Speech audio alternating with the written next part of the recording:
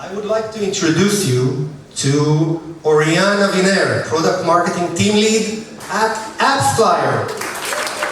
And Oryan is here to talk to us about product launches, which is something that I know very little about. I think, launched my first product ever. So that was amazing work by me, but I think Oryan is going to have a lot of tips for me later. So, Oryan.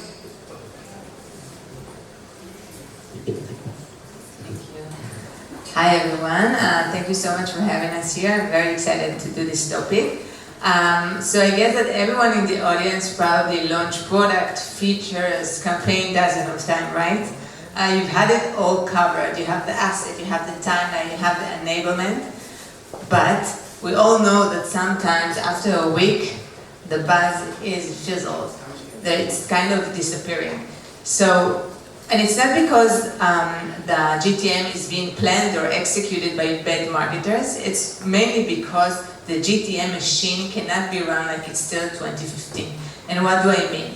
The playbook, the current playbook, is a bit too shallow for today's reality, meaning when the customer's attention is fragmented and the competition is fierce, and the customer doesn't really want to know what's new. They actually want to feel why it matters to them right now. So this is what we're going to cover today, which is the bottom line. If you want to have it like in first, the bottom line is the fact that the mindset when GTM has to be shift, meaning forget the machine, forget the playbook, and turn your GTM to your product growth engine. So before we start, I will introduce myself. I'm Oryan Aviner. I'm the co-founder of the product marketing community on Facebook, which has more than 6,000 members. Yay! And the podcast that has the same name. I have more than a decade of marketing experience and expertise in product marketing B2B SaaS. I'm very enthusiastic about it, and today I'm a product marketing team lead at AppsFlyer. I have a lot of experience in B2B startup, including familiar companies such as Wix and Ironsource. I also practiced yoga for 17 years. I'm addicted to sunset. Yay, yoga. I'm addicted to sunset cookies, and I have a beautiful, almost 4 years old daughter. So, can you believe that 82% out of GTM plans still miss their target? Yes, thank you. I have to say that this number is actually based on absolutely nothing, and I made it up. And all marketeers like to throw big data numbers, right, to drive attention, so I did it as well. But the bottom line is that no matter what the actual number is, we all understand it's high, and it's too high. Why? Because we are all preparing a lot of, shit into the GTM, right? We prepare a lot of assets, we coordinate so many teams, we're working till late. But actually, when we publish the GTM, we understand that we doesn't really know what's the impact later inside the product and inside the revenue bottom line. What does it mean that it fails? Quick raise of hand. Who of you have launched something only to later understand that a week later you look into the product and it doesn't really change anything? Thank you. Lorraine here is, I think she's out for a second, but I have to say that we all kind of trick ourselves to think that once the PR is out, the launch is done. But actually it's a very wrong estimation. So I think that in terms of the product GTM, we need to understand better, not about the buzz. I think that we all here marketeers kind of addicted to this spikes graph, right? In website visit, we see the social likes going up. We feel like, yay, the GTM worked successfully.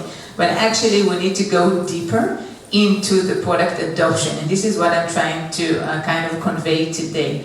That the buzz out is great, the CEO is happy, but later we want, as I'm bringing the product marketing angle, but later we want to understand that it actually brings something to the revenue bottom line, right? The launch needs to be measured by the fact that it's changed the bottom line of the revenue and through product adoption.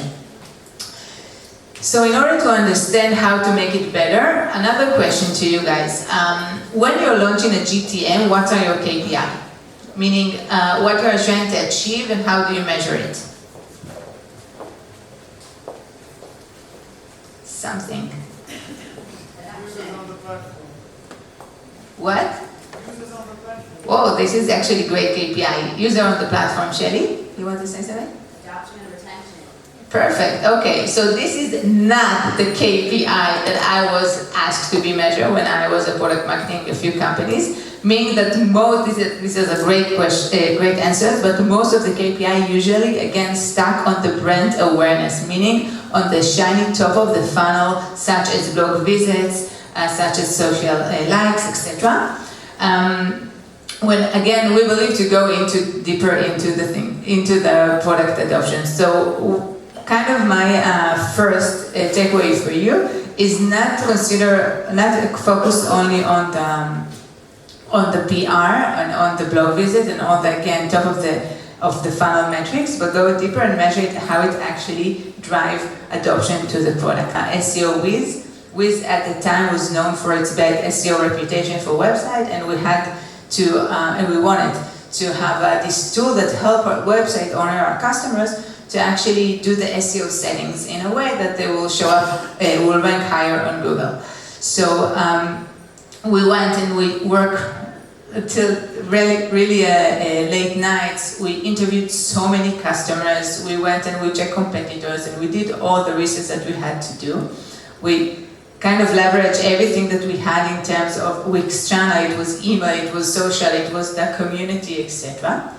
And the day of the launch, we did create a lot of noise, right? We started all over, but 2 weeks later, when I went into the graph of the SEO Wiz, I saw that it was becoming it was actually the whole time pretty flat, meaning nothing has changed in terms of product adoption. The customer didn't really understand what they need to do. They understand there is a new SEO Wiz, but they didn't understand how to actually do the SEO settings. So we had to, first of all, it was really disappointing. Like we went months of planning on it, and then later we saw that nothing really changed in terms of the product adoption. So we had to rethink about the GTM and the later product marketing initiatives. So what we did, we actually went into the onboarding inside the product, and we really changed the funnel. We made we called it a checklist, so it will sound pretty easy. We made it shorter, we made it clearer, and we changed the whole onboarding into the SEO Wiz. And from that, we understand that we need for every marketing initiative from now on to measure this specific, meaning how many of the users, of the customer, actually completed the onboarding of the SEO Wiz, and not tell them that we launched one and actually invest more in education, invest more in webinars, in order for them to understand how to do it and why it really matters to them, and of course to showcase a few success stories. So it's really changed our mindset to understand that they need to go into the product and how we help them with the marketing materials. Again, not to announce we have one, and actually help them to onboard it. This actually resulted in 31% completion rate, comparing to the customers that were not interact with the marketing materials, that were only 8%. So this was a very big success, and this is a true number. So the takeaway from this pitfall, is to actually think about the product adoption as an integral part of your GTM and measure it. When we know what we are trying to achieve in the GTM, and again, not only PR, blog visits, etc., we understand that we need to create the marketing asset differently. The second one is to address GTM as a checklist. When the team is focusing on what kind of asset they need to create and a lot of around the deliverable, I think again it's like it's doomed to be failure. Why? Back in Duda, when I was product marketing director there, I inherited this huge checklist, which has a very long list of deliverables, categorized by small, medium, large, and extra large according to how big the news is. The news is, of course, for Duda, not necessarily for the customer, and it's also kind of a sub-pitfall. And I remember myself being measured around how many assets did I create for a GTM, which we all understand it doesn't really make sense. So today, for example, at the AppsFlyer, we're changing this kind of mindset. There is no checklist, first of all, and when we want to plan a GTM, we first think about what is the actually business objectives that we are trying to achieve, and then how it's going to be measured. And from that, we do a kind of retrospective about what kind of asset we actually need to create. So every GTM, there is no copy-paste of checklist. Every GTM is being considered and planned of its own, and then the assets are kind of part of the machine with the AI and with different teams in AppsFlyer. So the main takeaway is, first of all, let the business objective guide you, and then decide what kind of asset needs to be created. The third one is misaligned around customer value, and this one I think is the most important one. Why? Because if we are not understanding internally inside the company, and not only marketing, GTM is not a marketing show, it's product, marketing, sales, and customer success. And if we don't have this alignment internally, it means that we don't understand what we're trying to achieve with the GTM, and what is the focus, again, around the customer value, this feeling that I talked about earlier about they want to understand why it matters to them. So when I was product marketing director in ActiveFence, if you guys are familiar, I was hired specifically to launch in SaaS, to launch the platform that kind of that help internal team to have content moderation. So when I step into the company, the first job that I have is to plan this GTM of the platform. When I started talking with different teams, I understand really quickly that they are not really aligned about the customer value. It means that the product was pretty confident with launching a SaaS, a platform that have very minimal capabilities. The sales was very skeptical because this is not what they were hearing from the field about what the customer actually need. And I, as a product marketing, did a lot of potential customer interview, and I understand that no one is willing to pay for this platform. So we ended up with very messy communication and alignment around what the actual value is. Ending up in 2 days offsite with all of the team from all the offices in order to understand what's the actual customer value, and then again to understand retrospective what we're trying to launch. This was pretty late into the plan, but it was crucial, and I kind of hoping that all of you doing that before you start. And this is the, I would say, main takeaway. Align, I'm missing an A there. Align on one customer value sentence during the GTM plan stage, meaning that before we started GTM, all the teams, product, sales, customer success, and marketing need to know exactly what is the one sentence that provides the customer the actual value with this launch. So in order to avoid all this pitfall, I kind of prepare 4 building blocks for a successful GTM, meaning that if you are now need to launch and you have to plan or to launch go-to-market planning, this is your 4 building blocks. So the first one is the cross-functional alignment. Again, if the 4 teams that I mentioned cannot sing while sleeping, what is the one sentence customer value, your GTM probably won't be great. The second, this is a different one. This is what I just said. Cross-functional alignment is more around the fact that today in AppsFlyer, and this is something that I learned in AppsFlyer, which I think is super crucial. When you're planning the GTM, have a very minimal small team from customer success, sales, product, and marketing to think about what's the business objective we are trying to achieve and how it's kind of play later in the product adoption as a brainstorming before you start working. First of all, the customer-facing field have very valuable feedback that we as a marketeer not always kind of want to listen or not thinking about the fact that they have valuable feedback, which they do. And the second one, which is not less important, is the fact that we are creating a lot of trust with them. And trust is crucial for our GTM to succeed. Why? Because many of the time we are creating like in the backstages GTM, and then we are having like a kickoff meeting with the sales and now sell them to your customers, to the prospect, and they are like, no, but this is what I'm talking about. This is what, no, it's not the value. It's not like the product is not good enough, like we have in ActiveSense. So I feel like in this term, do it in the planning stage, have a small team of feedback loop inside the company, which is crucial.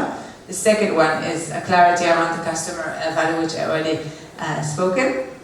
A dual language is also, a dual goal is also very important because again, it's not only about the launch, it's about the growth, meaning that if you consider what are the KPI inside the product, or again, it can be ARR, it can be new leads, etc., you can also implement it in the GTM itself. And the third one is to measure feedback loops inside the company. If you have this cross-functional alignment and this small team of sales, customer success, product and marketing, later on you need to understand what worked, what didn't work, of course to measure it with the product adoption metrics, etc. Because there is not a copy-paste GTM plan, I think this is one is very important for all of us to understand what we can improve from one GTM to another inside the same company. Here I also did a list of do's and of don'ts, and actually think that kind of summarize everything that I've talked here today. Because we don't have enough time, I wouldn't go one by one, but you have here 6 of them, which I would say that the pattern is pretty clear here, that the GTM success is around alignment and business impact. If you tie both of them together, it's kind of ensure that you have success on the GTM. And if we have like to have one checklist, which again I'm not against checklists, just to prove you that, I have here a few things that if you again tick this box, I think it will be very helpful for you guys to make sure that you're on the right path. And of course, if you have any question or would like to ask me specifically about any GTM that you are planning, feel free to reach out. Thank you and good luck.